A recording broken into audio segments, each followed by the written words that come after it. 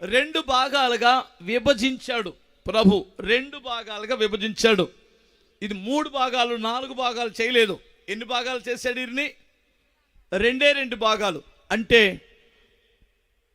నూనె ఉన్న కన్నికలు, నూనె లేని కన్నికలు. గమనించాలి, నూనె పరిశుద్ధాత్మకు సాదృశ్యం. 2 రకాలైన క్రైస్తవులు ఉన్నారు. ఆత్మ సంబంధులైన క్రైస్తవులు, శరీర సంబంధమైన క్రైస్తవులు. ఇంకా మీకు చెప్పాలి అంటే పౌలు అప్పట్లో మీకు అప్పట్లో వయసు చాలనందున మిమ్మల్ని పాలతోనే పెంచాను, మీకు బలమైన ఆహారము నేను పెట్టలేదు, అందుకనే మీరు శరీర సంబంధులుగా ఉన్నారు, మీతో ఆత్మ సంబంధులైన మనుషులతో మాట్లాడినట్లు నేను మీతో మాట్లాడలేకపోతున్నాను అన్నాడు. అంటే మీరు పరిశుద్ధాత్మ ఆ అభిషేకం ఉన్నటువంటి వ్యక్తి వేరు, పరిశుద్ధాత్మ అభిషేకం లేని వ్యక్తి వేరు. ఈ అభిషేకం ఉన్నటువంటి వాని గురించి ఇంకొక మాట అంటున్నాడు ప్రభు. దీవిటీలు వెలుగుచున్న కన్నికలు, దీవిటీలు ఆరిపోయిన క్రైస్తవులు. మీకు అర్థమవుతుందా తల్లులారా? మనందరం ఇక్కడే ఉంటాం, అందరికీ ఆహ్వానం, మీటింగుకి అందరికీ ఆహ్వానం, అందరూ ప్రభుని నమ్ముకోవచ్చు. కానీ దీవిటి ఉందో లేదో పరీక్షించుకోవడానికి కోటాలు జరుగుతుంటాయి. అప్పుడప్పుడు స్తోత్రం చెప్పాలి, వెలుగుతుందా లేదా అని. ఇంకా చెప్పాలంటే విడవబడిన కన్నికలు, ప్రభువుని ఎదుర్కొన్న కన్నికలు. ఇప్పుడు వీళ్ళిద్దరిని ఎడవబడినటువంటి వారికి దేవుడు ఒక పేరు పెట్టారు. ఏమిటంటే బుద్ధి లేదు వీరికి అని. ఏమి లేదు? చూసారా? దయచేసి మీరు గమనించాలి. బుద్ధి లేనివారు, బుద్ధి గలవారు. ఇదేంటి పాస్టర్ గారు, మనం నిజంగా బుద్ధి గలవారు, బుద్ధి లేనటువంటి వారిని నేను ఎలా గమనించగలం అంటే, దేవుడు చెప్పిన బుద్ధి వేరు, ఈ లోకములో బుద్ధి వేరు, లోక సంబంధమైన బుద్ధి వేరు, దేవుని వాక్యానుసారమైన బుద్ధి వేరు. బుద్ధిమంతుడైన క్రైస్తవుడిలో 4 రకాలైన విధానాలు నేను గమనించి రాత్రి 4 విషయాలు చెప్తానన్నాను కదా, వాటిని చెప్పేసి ముగించేస్తాను. ఓకేనా? హల్లెలూయా చెప్పగలరా? అసలు బుద్ధిమంతులుగా ఎందుకు దేవుడు బుద్ధిమంతులని సాక్ష్యం ఇచ్చాడు? ఆ బుద్ధిమంతులు కొన్న లక్షణాలు ఏమిటి? బుద్ధిమంతుడైతే ఎత్తబడతాడు, బుద్ధిహీనమైనటువంటి బుద్ధి లేనటువంటి వాడు ఎడవబడతాడు. ఇది సత్యం. దీనికి బుద్ధిమంతులంటే ఎవరో ఒక 4 మాటలు చెబుతానన్నాను కదా. ఒకసారి లూకాసు వార్తలో ఒక మాట ఉందండి, 15వ అధ్యాయం 17వ వాక్యం.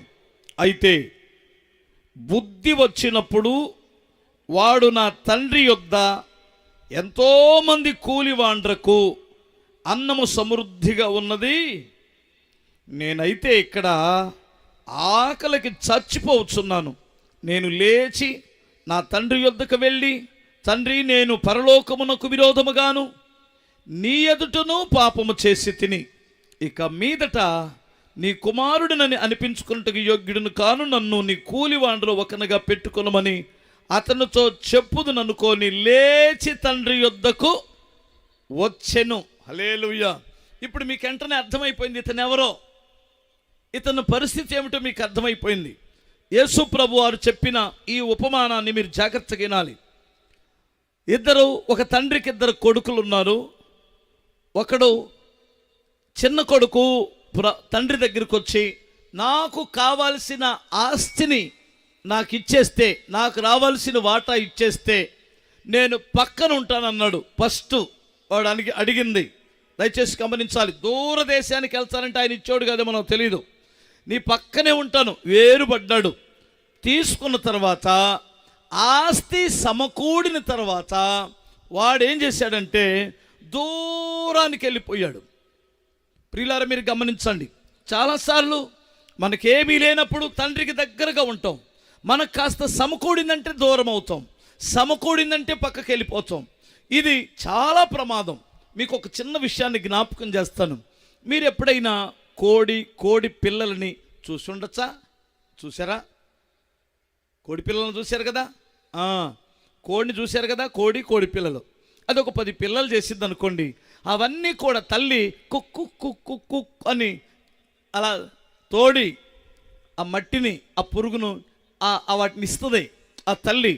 కానీ అదే టైంలో ఒక చిన్న పురుగు ఒక కోడి పిల్లకి దొరికింది, అది సాధించింది. అది ఆ పురుగు దొరికిన వెంటనే ఆ మందలో కూర్చొని తిందో, ఇంకొక దాన్ని తిన్నివ్వదు. ఎందుకంటే ఇది ఏం చేసిందంటే, ఇది దొరికిందని అంత పురుగు దొరికేసరికే తిన్నగా తల్లిని విడిచిపెట్టి, ఆ యొక్క మందని విడిచిపెట్టి, తన సహోదరుల్ని విడిచిపెట్టి దూరముగా, అదిగో వామి ఉంది కదా, వామికి ఈదరిన కోడి పిల్లలుంటే వామికి ఆదరికి వెళ్ళి తినడానికి వెళ్ళిద్ది. అవునా కాదా? మీరు గమనించారా? మీరు గమనించండి. పరిగెత్తుకుంటూ వెళ్ళిపోయింది. దానికి దొరికిన ఎదవ సాధించింది ఏంటంటారు? ఎంత పురుగు. ఆ పురుక్కే సంఘాన్ని విడిచిపెట్టేసింది, ఆ పురుక్కే సేవకుని విడిచిపెట్టేసింది. అదేనండి, ఆ తల్లిని, ఆ మందను విడిచిపెట్టి అవతలకి వెళ్ళింది. అవతలకి వెళ్ళడానికి, అది దూరం అవ్వడానికే ఆ మందను విడిచిపెట్టి ఆ తల్లికి దూరం అవ్వడం. ఎప్పుడు దూరం అవుతుందని అక్కడ గద్దో, కాకో, పిల్లో ఏదో ఒకటి చూస్తూ ఉంటుంది. మీకు అర్థమవుతుందా? అది ఎప్పుడైతే సపరేట్గా వస్తుందో దాన్ని ఖచ్చితంగా లేపుకెళ్ళిపోయింది. ఎంతమందికి అర్థమవుతుంది? హల్లెలూయా. ఇలా చాలామంది ఉన్నారండి. సంఘములు అలాగే ఉన్నారు. కాస్తంత డబ్బులు వస్తే దేవునికి దూరం అవ్వడం, కాస్తంత పరిస్థితి మారిపోతే వాళ్ళు అస్సలు మాటినరండి. వాళ్ళను పట్టుకోలేమండి. నేను ఎవడకబెట్టనన్నట్టు ఆ వామి అవతలకి వెళ్ళింది, మరలా వెళ్ళడమే కానీ తిరిగి రాలది. కానీ ఇతడు అలా నాశనం అవ్వక మునిపే తీసుకున్న నిర్ణయం తప్పుడు నిర్ణయం, చేసిన పని బుద్ధి లేని పని. కానీ ఇతను ధన్యుడుగా మారడానికి కారణం ఏమిటంటే, ఇతను ఒక గ్రహింపు వచ్చింది అతనిలో. ఏమిటి ఇతనిలో వచ్చిన గొప్ప గ్రహింపు అంటే, అసలు నేను తీసుకున్న నిర్ణయము సరైనది కాదు, నేను సరైన మార్గములో లేను, నేను సరైన సహవాసములో లేను, నేను సరైన అలవాట్లలో లేను. గమనించాలి, ఇది గ్రహించాడు అతడు. ఇంకొక మాట కూడా గ్రహించాడు. ఏమిటంటే, నేనున్న స్థలము సహవాసము మంచిది కాదు.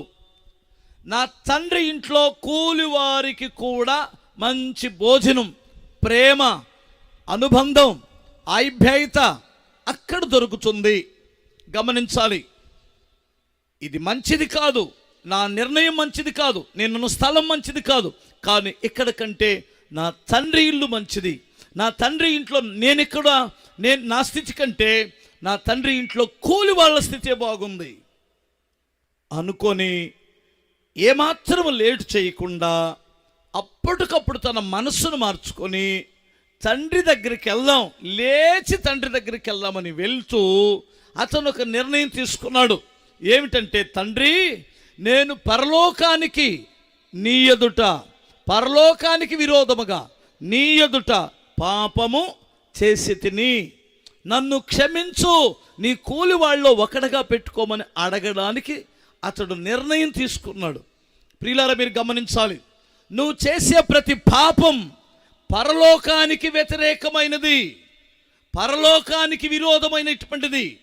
నువ్వు చేసే ప్రతి పాపం, నీ ఆలోచన, నీ తలంపులు, నీ క్రియలు ఎవరికి వ్యతిరేకం? ప్రభుత్వానికి అనుకుంటున్నావేమో, లోకానికి అనుకుంటున్నామేమో, కాదు, పరలోకానికి వ్యతిరేకమైన పాపం అది. పరలోకము చేరడానికి నీ పాపము నిన్ను అడ్డుపడుతుంది. 2, నువ్వు చేసే ప్రతి పాపము దేవుని ఎదుట చేస్తున్నావనే సంగతి గుర్తుపెట్టుకోవాలి. ఇదే కదండి గ్రహించాడు అతను. నేను పరలోకానికి విరోధంగా తప్పు చేశాను, 2 నీ ఎదుటే తప్పు చేస్తున్నాను. నువ్వు మాట్లాడే మాటలు నీ ఎదుటే మాట్లాడుతున్నాను, నా క్రియలు నీ ఎదుటే చేస్తున్నాను, దయచేసి నన్ను క్షమించండి. ప్రియులారా, మీరు గమనించాలి, దేవుని ప్రేమ ఇక్కడ మనకు అర్థమైంది. ఈ కుర్రవాడి యొక్క ఆలోచన ఏమిటంటే, నేను మంచివాడిని కాదు, నా తండ్రి ఆస్తినంతటను నేను పాడు చేశాను, వేశ్యలతో తిరిగాను, నీచంగా ప్రవర్తించాను, నా తండ్రి దగ్గరికి వెళ్ళిన వెంటనే నా తండ్రి నన్ను తిడతాడు లేదా కొట్టచ్చు, అయినా పర్వాలేదు, నా తండ్రి కాళ్ళ మీద పడి క్షమాపణ అడుగుతాను, కూలివాడిగా ఉంటాను. ఇలాంటి ఊహల్లో వెళ్ళాడు. ఆ తండ్రి ఇతను ఊహించింది ఒకటి, ఆ తండ్రి ప్రవర్తిస్తున్నది మరొకటి. ఆ తండ్రి ఎంత ప్రేమ కలిగిన వాడంటే అతడు ఇంకా దూరముగా ఉండగానే అతనిని చూశాడట. అంటే తన చూపంతా ఈడు ఇంట్లో నుంచి వెళ్ళిన దగ్గర నుండి తన చూపంతా ఆ తప్పిపోయిన బిడ్డ మీదే ఉంది. ప్రతిరోజు తను తెల్లారిందంటే ఆ దారి వైపే చూస్తున్నాడు, ప్రతి క్షణం ఆ దారి వైపే చూస్తున్నాడు, నా బిడ్డ వస్తాడేమోనని. ఒక కొడుకు ఇంట్లో నుంచి అలిగిపోతే ఆ తండ్రికి కానీ తల్లికి కానీ అర్ధరాత్రి మెలకు వస్తే పిల్లవాడేమైనా బయట పడుకున్నాడేమో అని చూస్తుంటారు. ఈ రోజును గమనించాలి, దేవుడు నీ కొరకు ఎదురు చూస్తున్నాడు. దేవుడు నీ కొరకు ఆయన చూపంతా నీ వైపే ఉంది. నువ్వు ఇంకా త్రాగుడు నుంచి బయటకు వస్తావేమో, ఇంకా వ్యభిచారము నుండి బయటకు వస్తావేమో, ఆ పాపిష్టి క్రియల నుండి బయటకు వస్తావేమో. దేవుడు ఇలా ఎదురు చూస్తున్నాడు. కానీ కొట్టడానికి కాదు, తిట్టడానికి కాదు, నిన్ను నిందించడానికి కాదు. అతను పొరపాటులు ఏమీ ఎత్తిపట్టి చూపించలేదు. ఎరా, నా డబ్బంతా పాడు చేసావు, ఈరోజు నీ యొక్క స్నేహితులు ఏమయ్యారు, నువ్వు నమ్మిన వేశ్యలు ఏం చేశారు నిన్ను అని నిందించడానికి కాదు. ఒక్క మాట అంటే ఒక్క మాట కూడా అనలేదు. ఇదే దేవుని ప్రేమ. దేవుడు నిందించేవాడు కాదు, నీ కర్మకు వదిలేసేవాడు కాదు. నీ కర్మను ఆయన అనుభవించే దేవుడు. ఆయన మంచి దేవుడు. ఎదురెళ్ళి కౌగిలించుకొని ముద్దు పెట్టుకొని అతనికి స్నానం చేయించి మంచి బట్టలేసి అతనికి అధికారమునకు చూసినటువంటి ఉంగరాన్ని తొడిగించి తనకు సమాధానకరమైన చెప్పులు ఇచ్చి తన ఇంట్లో గొప్ప విందు చేశాడట. హల్లెలూయా. ఇప్పుడు గమనించండి అమ్మా, తల్లులారా, నా మాట వినండి. దేవుడు ఎప్పుడు ఎవరిని విడిచిపెట్టేవాడు కాదు. దగ్గరకు వస్తే, పాపములో ఉంటే ఎవరిని క్షమించేవాడు కూడా కాదు. వస్తే ఆయన క్షమించలేని వ్యక్తి లేడు. చచ్చేంత వరకు కూడా అదే పాపములో ఉన్నావంటే ఎవడ రికమెండేషన్ పని చేయదు. నీ ధర్మశాస్త్రం రక్షించలేదు. నువ్వెంతటి వాడివైనా సరే ఆ నరకములో కాలి చావాల్సిందే. అక్కడ రికమెండేషన్లు పనిచేయవు. ఈ భూమి మీద నువ్వు బ్రతికున్నప్పుడు పశ్చాత్తాపడితే చివరి క్షణాలలో నేను క్షమించడానికి దేవుడు ఇష్టపడుతున్నాడు. ఇది బుద్ధి గల వారి యొక్క లక్షణం. నేనేదో ఒక పుస్తకంలో చదివాను. ఒక అతను కలగన్నాడు, ఆ కళను పుస్తకంలో రాశాడు. అదేమిటంటే, నరకములో చాలామంది కాలిపోతున్నారట, కేకలేస్తున్న టైంలో వారు ఏడుస్తున్న ఏడుపు ఏమిటంటే, వారి ప్రార్థన ఏమిటంటే, ఒక్కసారి భూలోకములోకి వెళ్ళడానికి అవకాశం అని ఏడుస్తుందట ఒకడెవడో. అప్పుడు ప్రభు అడిగాడు, రేయ్, భూలోకంలోకి వెళ్ళి ఏం చేస్తావన్నాడు. అయ్యా, నాకు ఒక్క 10 నిమిషాలు టైం ఇవ్వండి, భూలోకంలో వెంటనే మరలా నన్ను తీసేసుకోండి అన్నాడు. 10 నిమిషాల్లో ఏం చేస్తావని అడిగాడు. 10 నిమిషాల్లో నేనేం చేస్తానంటే, అక్కడికి వెళ్ళి నా పాపాల నిమిత్తమై సిలువను ఆశ్రయించి ఆ సిలువ రక్తములో నా పాపాలు కడుక్కొని బాప్తిసం తీసుకొని చచ్చిపోతాను. 10 నిమిషాలు టైం ఇవ్వండి అన్నాడట. మీకు అర్థమైందా? 10 నిమిషాలు టైం ఎంత విలువైనదో నరకానికి వెళ్ళినోడికి తెలుసు. ఇక్కడ నీకు ఎన్ని రోజులు, ఎన్ని సంవత్సరాలు జోబుల్లో చేయబెట్టుకొని ఒక్కొక్కడు నా దేవుడు కాదంటున్నాడు. నీ దేవుడు అర్థమవుతుందా? నీకొక గాలి, నాకొక గాలి లేదు అంటే అందరికి కలిపి ఒకే గాలి వస్తుంది, ఒకే వర్షం వస్తుంది, ఒకే సూర్యరశ్మి పడుతుంది మనందరి మీద, ఒకలాగనే పుట్టాం, ఒకే బ్లడ్గా ఉంది అంటే ఒక్క దేవుడే నిన్ను నన్ను డిజైన్ చేశాడు. ఆ దేవుడే నీ కొరకు నా కొరకు ప్రాణం పెట్టాడు. ఆయన నిన్ను పిలుస్తున్నాడు. బుద్ధి గలవాడు తమ పాపమునకు ప్రాయశ్చిత్తం కొరకై సిలువ దగ్గరికి వస్తాడు. అతనికి క్షమాపణ దొరుకుతుంది. అదే మారు మనస్సు. బుద్ధి గలవాడు ఏం చేస్తాడు చెప్పండి? తప్పు చేయడం చెప్పడం లేదు, మానవ స్వభావం ఎక్కడోసారి పడిపోతాం, ఏదో ఒక తప్పు చేస్తాం. బుద్ధిమంతుడైతే పడిన దగ్గర నుండి లేస్తాడు. స్తోత్రం చెప్పగలరా? గీద పేడలో పడితే ఏమైద్ది? లేసిద్దా? లేవదు. సరే, ఇంకొక ఉదాహరణ. పంది జారిపోయి మురికి గుంటలో పడింది అనుకో, ఏం చేసిద్ది? జారి మురికి గుంటలో పడితే పంది ఏం చేసిద్ది అన్న? సరే, ఇంకా లోపలికి వెళ్ళి హ్యాపీగా ఉంటుంది. గొర్రె కూడా జారి బురదలో పడిద్ది, ఏం చేస్తుంది? దూకి పైకి వచ్చేసి దులిపేసుకుంటుంది. పందికి హ్యాపీ బురద, గొర్రెకి మనశ్శాంతి ఉండదు. బురదలో ఉండొచ్చు, ఒకవేళ ఎక్కలేని పరిస్థితిలో ఉండొచ్చు, దానికి మనశ్శాంతి లేదు. ఇక్కడ చాలామంది గొర్రెలు లాంటి బిడ్డలు ఉన్నారు. అయ్యో నేను తప్పు చేస్తున్నాను, అయ్యో నేను ఎప్పుడు పైకెక్కాలి, ఎవరు నన్ను పైకెక్కిస్తారంటున్నారు ఈ కూటాలు. అందుకనే నిన్ను బుద్ధిమంతునిగా మార్చడానికి, రక్షించడానికి జరుగుతున్నాయి. బుద్ధిమంతులైతే మారుతారండి. బుద్ధిమంతులైతే ఈరోజు మారు మనసు పొంది ఒక అద్భుతమైన తీర్మానం, నా తండ్రితో ఈ రోజు నుంచి నేను సహవాసం చెయ్యాలి, నా దేవుని సన్నిధికి ఈ రోజు నుంచి వెళ్ళాలి, నేను మరలా పూర్వం వలె ప్రార్థించాలి, పూర్వం వలె నేను నా దేవుని కొరకు జీవించాలనుకుంటాడు. దాని పేరే మారు మనస్సు. బుద్ధిమంతుడు మారు మనసు పొందుతాడు.